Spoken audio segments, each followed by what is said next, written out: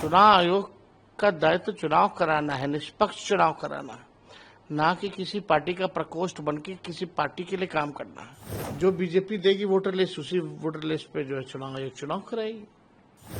भगवान भरोसे बिहार चल रहा है। हमको लगता है कि जो धनखड़ जी के साथ हुआ वो बिहार चुनाव के बाद जो है माननीय मुख्यमंत्री नीतीश कुमार जी के साथ भी वही काम जो है होगा। जो महाराष्ट्र में हुआ शिंदे जी के साथ, वही काम जो है नीतीश कुमार जी के साथ होगा। देखिए, बड़ी आश्चर्य की बात है कि अचानक से मानसून सत्र के पहले दिन तो उन्होंने बहुत ठीक ठाक चलाया था और अचानक से रात में ये सूचना मिली कि उन्होंने इस्तीफा दे दिया है। अब दिया गया है कि लिया गया है, ये सवाल खड़ा होता है। अगर अचानक से स्वास्थ्य बिगड़ा है तो उसी समय इस्तीफा देने की तो बात हो नहीं सकती है। और पहले भी आप देखिएगा कि अगर स्वास्थ्य ठीक नहीं था तो सत्र पहले चालू होने से पहले भी वो दे सकते थे इस्तीफा। हालांकि ये चर्चाएं हैं और लोगों की जहन में भी है कि इस्तीफा जो है लिया गया।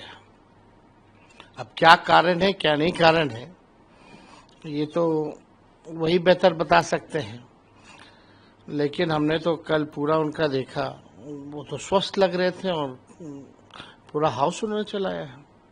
अगर ऐसी कोई बात आती तो वो सदन में भी रख सकते थे। अब सवाल ये उठ रहा है कि अब आज बिहार में सदन में असेंबली में बिहार के कई एमएलए ने कहा कि नीतीश जी को भी अब उपराष्ट्रपति बना दिया जाए। आपको लगता है कि वो बनने की स्थिति में? देखिए, मुख्यमंत्री जी अचेत अवस्था में हैं, उनकी सेहत को लेकर के खबरें भी आ रही हैं, लोग फिजिकल तौर पे देखते भी हैं। अगर धनखड़ जी इस्तीफा दे सकते हैं तो लोग अब ये सवाल खड़ा कर रहे हैं, तो बीजेपी जो है आखिर क्या मजबूरी है कि नीतीश कुमार जी को भी अगला मुख्यमंत्री का चेहरा जो है चुनाव तक ही, नेतृत्व तक ही बनाएंगे।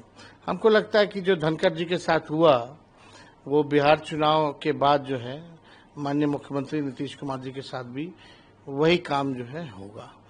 जो महाराष्ट्र में हुआ शिंदे जी के साथ, वही काम जो है नीतीश कुमार जी के साथ होगा, क्योंकि अमित शाह जी ने स्पष्ट कर दिया है कि चुनाव तक ही उनका नेतृत्व है।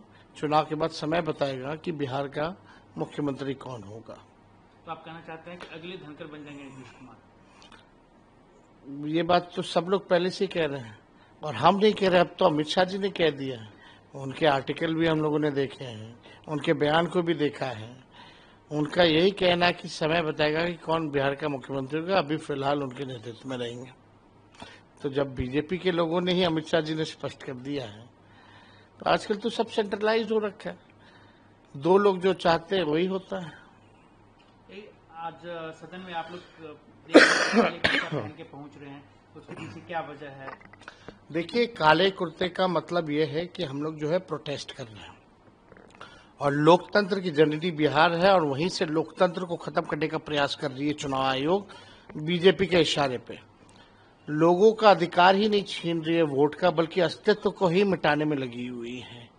और हम लोग बिहार विधानसभा, क्योंकि बिहार का लोकतंत्र का मंदिर सबसे बड़ा है, वहाँ हम चाहते हैं कि इस इशू पे, एसआईआर के इशू पे चर्चा हो, लेकिन सरकार के लोग जो हैं भाग रहे हैं। आखिर क्या कारण है कि सरकार के लोग जो है एसआईआर पे चर्चा करने से भाग रहे हैं? सुप्रीम कोर्ट ने भी फटकार लगाई, इलेक्शन कमीशन को सलाह दिया, लेकिन इलेक्शन कमीशन अब तक जो है प्रेस कॉन्फ्रेंस उनके कमिश्नर्स अब तक जो है नहीं किए हैं। आखिर क्या कारण है? डर किस बात का है? छुप के क्यों आप ये काम कर रहे हैं? खोल के अगर कहीं कंफ्यूजन है, कहीं सवाल पूछे जा रहे हैं, तो आपको सामने आकर के इसका जवाब देना चाहिए। लोगों में असमंजस की स्थिति है। आज वोटर लिस्ट से नाम कटा, यानी पेंशन कार्ड दोगे, फिर राशन कार्ड दोगे, फिर जितने सरकारी स्कीमों का लाभ जो गरीबों वंचितों को जो मिल रहा है वो भी नहीं मिलेगा फिर। और चुनाव आयोग कौन होता है तय करने वाला कि इस देश का नागरिक कौन होगा नहीं होगा? उनका काम है प्रॉपर न्यायपूर्ण जो है चुनाव कराना, वोटर जोड़ने का काम उनको करना है। अगर कोई संदेह है, कोई आपत्ति थी, तो आप फरवरी में आपने नया लिस्ट क्यों जारी किया? और इसी वोटर लिस्ट से कई बार जो है चुनाव रखा है। 3 बार नरेंद्र मोदी जी प्रधानमंत्री बने इसी वोटर से, तो उनका कहने का मतलब क्या है, फर्जी वोटरों से बने हैं। तो ये कौन इस देश का नागरिक है कौन नहीं है, ये तो गृह मंत्रालय तय करेगा। चुनाव आयोग का दायित्व चुनाव कराना है, निष्पक्ष चुनाव कराना है, ना कि किसी पार्टी का प्रकोष्ठ बन के किसी पार्टी के लिए काम करना है। तो इस पे हम लोग चाहते हैं कि चर्चा हो, और पार्लियामेंट हो या विधानसभा हो, लगातार जो है चाहे सांसद हो विधायक हो, सब लोग सवाल उठा रहे हैं। और हम लोग क्यों नहीं उठाएंगे सवाल? जो वोटर्स हैं, जो गरीब हैं, उन्हीं के वोट से चुन करके हम लोग आते हैं। अगर उनके अधिकार को आप छीनिएगा तो हम लोग कैसे चुप बैठ सकते हैं? तो एकदम इस पे चर्चा होनी चाहिए, गंभीर चर्चा होनी चाहिए। बड़ा ड्राइव चल रहा है, 8 करोड़ मतदाताओं का सवाल है। किसी एक वोटर का भी अगर कटता है तो ये अपराध है, और कानूनी संविधान में है कि भाई 18 साल के होने पर आप वोटर हैं देश के, आप ये नहीं छीन सकते। लेकिन दिक्कतें क्या आ रही है, क्यों नहीं चर्चा होने दे रही है? और एक चीज और इसमें है कि आप लोगों को पता चला किसके वोट काटे जा रहे हैं, क्योंकि बहुत लोगों का तो छटनी हो चुका है। देखिए, हमको जहां तक जानकारी है कि 12 से 15% जो वोटर लिस्ट में जो नाम है ये लोग काटने की तैयारी में है। सबको पता है कि आपका मजबूत बूथ कौन सा है, किसका कमजोर बूथ है। आजकल तो सारा डेटा है, हमारे पास भी है, तो स्वाभाविक रूप से भाजपा के पास भी होगा। तो अगर 10 वोट भी एक बूथ से काटा जाएगा तो पूरे एक विधानसभा में 3200 वोट होते हैं। और पिछले बार 2020 के चुनाव में 3000 से नीचे लगभग 32 से 35 सीटें जो हैं, जहां हार और जीत का निर्णय हुआ था। तो ये समझ सकते हैं बड़ी एक साजिश है, लेकिन किसी भी कीमत पे हम लोग जो है इस लड़ाई को छोड़ेंगे नहीं।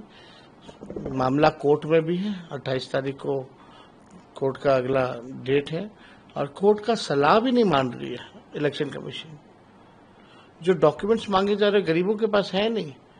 आपने कई एक वीडियो देखे हुए, कई एक जो निष्पक्ष जर्नलिस्ट है प्रूफ के साथ, बीएलओ जो है खुद ही अंगूठा मार रहे हैं, खुद ही साइन करके अपलोड कर, लोगों को पता ही नहीं। आप लोगों ने ये सवाल उठाया कि जो आदमी, जो मजदूरी, या जो लोग बिहार से बाहर रहते हैं, हमेशा आप तो कई प्रेस कॉन्फ्रेंस में, या हमने चुनाव आयोग को कई बार चिट्ठी भी लिखा, ये चुनाव आयोग हमारी टीमें भी गई, हम भी गए बिहार में, कोई जवाब नहीं है इनके पास। 4.5 करोड़ बिहार के लोग जो है तकरीबन जो है बाहर रहते हैं, बड़ी संख्या है। तो कहीं ना कहीं, और ये काम जो पिछले बार एसआईआर हुआ था 2003 में, 1 से 2 साल लगे थे। अभी कैसे अब आप जो है 25 दिन के अंदर पूरा प्रक्रिया जो है पूर्ण कर लीजिएगा। हम लोग भी जाति आधारित गणना कराए थे तो 9 से 10 महीने लगे थे, उसमें कोई डॉक्यूमेंट की जरूरत नहीं थी। कहीं जगह तो लोग गए ही नहीं है। कितना बड़ा फर्जीवाड़ा चल रहा है केवल टारगेट पूरा करने के लिए, बहुत ही शर्मनाक बात है ये। तो चुनाव में इसी से जीत और हार लिपापोती कर रही है, ये आई वॉश है। अब तो ऐसा लग रहा है ये आई वॉश है, जो बीजेपी देगी वोटर लिस्ट, उसी वोटर लिस्ट पे जो है चुनाव आयोग चुनाव कराएगी। एक और सवाल, बिहार में जिस तरीके से कानून व्यवस्था की हाल है, रोज आए दिन 4-5 मर्डर हो रहे हैं, आज भी हुए हैं, तो कैसे देख रहे हैं इन चीजों को? भगवान भरोसे बिहार चल रहा है। अब सरकार और पुलिस ने पल्ला झाड़ रहा है कि हम आपकी सुरक्षा की जिम्मेवारी नहीं ले सकते। कई पुलिस अधिकारियों ने भी ये बयान बेतुका दिए हैं, कई सरकार में बैठे लोग जो है बेतुका बयान देते हैं। लगातार अपराध हो रहा है, गोलियां चल रही हैं, कहीं सुनवाई नहीं, कहीं कार्रवाई नहीं, हाहाकार मचा है, लोग डरे और सहमे हैं बिहार के लोग। घर अब आपका सुरक्षित नहीं है, अस्पताल सुरक्षित नहीं है, आपका दुकान सुरक्षित नहीं है, सड़क सुरक्षित नहीं है, स्कूल कॉलेज सुरक्षित नहीं है। कहाँ गोलियां नहीं चल रही है? मेरे घर के बाहर अगर गोलियां चल रही है, जो आप समझ जाइए कि जो सबसे बिहार में सुरक्षित जगह है, अब तक अपराधी नहीं पकड़ा गया, तो आप समझ सकते हैं कि क्या स्थिति है बिहार की। मुख्यमंत्री अचेत अवस्था में, ना प्रधानमंत्री कुछ बोलते हैं, मीडिया से इंटरैक्ट करते हैं, ना हमारे मुख्यमंत्री इंटरैक्ट करते हैं। जवाबदेही किसी की होनी चाहिए ना। यहाँ जवाबदेही कोई लेने को तैयार नहीं, केवल अपनी कुर्सी की चिंता है, केवल भ्रष्टाचार, पैसा कमाने में लोग लगे हुए हैं, बिहार के खजाने को लूटने में लगे हुए हैं लोग। कल आपने कई ट्वीट किया कि एनडीए की बैठक में आपस में सब उलझ गए, आखिर क्यों, ऐसा क्यों हो रहा है गठबंधन में? वो तो सब लोगों को पता है, सार्वजनिक चीजें हैं, यहाँ ऐसा हो ही रहा है। तो एनडीए में सब कुछ ठीक थोड़ी है। एनडीए में बहुत तरह के, बीजेपी में कई गुट हैं। इन लोगों का तो केवल बिहार की चिंता नहीं, बिहार के लोगों की चिंता नहीं, ये लोग केवल अपनी अपनी चिंता में लगे हुए हैं। इनको कोई लेना देना नहीं बिहार के विकास और बिहारियों की तरक्की से। इनको बस अपनी तरक्की पसंद है और एक दूसरे को भ्रष्टाचारी कह रहे हैं। एक मंत्री दूसरे मंत्री को बोल रहे तुमने इतना लूट लिया, दूसरा मंत्री बोलते तुमने इतना लूट लिया। आप समझ सकते क्या स्थिति है। अब मुख्यमंत्री चुपचाप बैठे हुए हैं, तरस आता है मुख्यमंत्री जी पर। एक अंतिम सवाल, क्योंकि आप कह रहे हैं कि मुख्यमंत्री चेतावस्था में हैं, कुछ चीज को देख नहीं पा रहे हैं, अब सवाल उठने लगे पूरे देश लेवल पर कि बिहार में हुआ क्या है। एक सप्ताह के अंदर दो अधिकारी जो है वीआरएस दे रहे हैं, कह रहे हैं कि चुनाव लड़ेंगे। तो इससे पहले तो ऐसे तो हो नहीं रहते कि जब अधिकारी ही चुनाव लड़ने में अगर चले जाएंगे सब, तो फिर प्रशासनिक अराजकता पूरी तरीके से है, अफसरशाही पूरे बिहार में है। वही भूंजा पार्टी वाले चंद रिटायर्ड अधिकारी जो लोग हैं वही सरकार चला रहे हैं।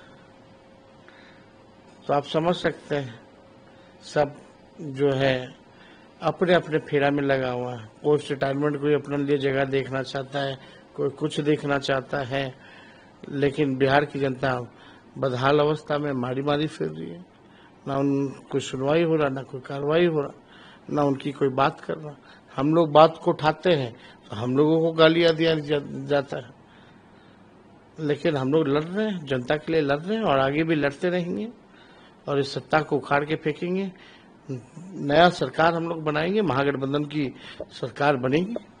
अच्छा सर, एक और सवाल है कि जो आप लोग की अगर मान लीजिए सरकार आती है तो जो जितने भी आप कह रहे हैं कि ये रिटायर्ड अधिकारी लूटे हैं, ये क्या उस पर आप कार्रवाई करेंगे? आने वाले दिन में सब पे जांच से बैठाएंगे?